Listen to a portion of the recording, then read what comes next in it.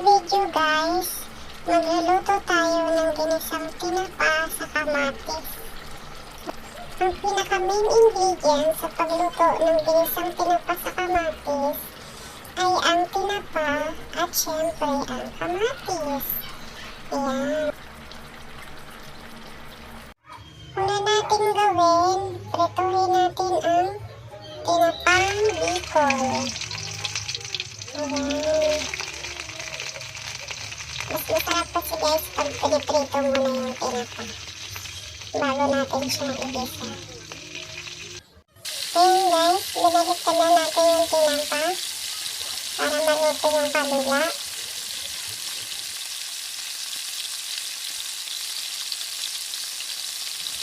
Ayan, luto na yan guys. Tanggalin na natin sa kawali. Ayan, itabi na muna natin yan. Sa parehong kawali, mag-isa na tayo guys ng bawang. Ayan, kailangan medyo maraming bawang. Ayan, halo-haloin natin. Halo-haloin natin.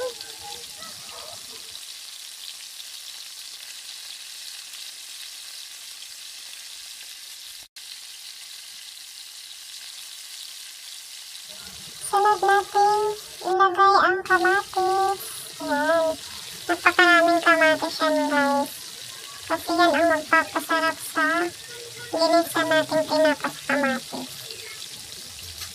Kailangan lang natin yan guys, lutuin natin maigi yung kamatis. Yung lutong-luto talaga. Maglagay rin tayo guys ng konting paminta powder. Ayan, konti lang guys. Haluin ulit natin. Ayan, walang sawang paghahalo. Ayan, luto na yung kamatis. Lagay na natin yung siling haba. Ayan, para medyo may konting anghang. Ayan. Yan ang mga paborito ng mga Bicolana. Yung sili. Ayan. Maglagay rin tayo ng konting liquid seasoning, pampalasa, para mas lalong sumarap ang ating ginisang tinapa sa kamatis. Ayan. Lutong-luto na guys yung kamatis.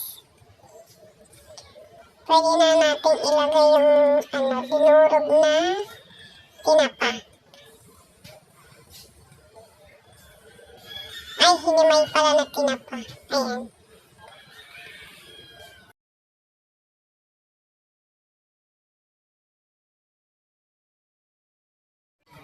Timplahan na natin siya ng konting asin.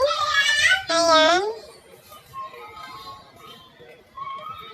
Ayan. Magkaroon na ng konting sabaw ang ating ginisang kamatis. Ayan. Ilagay na natin yung pinirito natin tinapa kanina. Ilagay lang natin siya sa ibabaw. Ayan. Tapos maglagay din tayo ng siling haba tsaka labuyo. Ayan, antay na lang natin siyang maluto.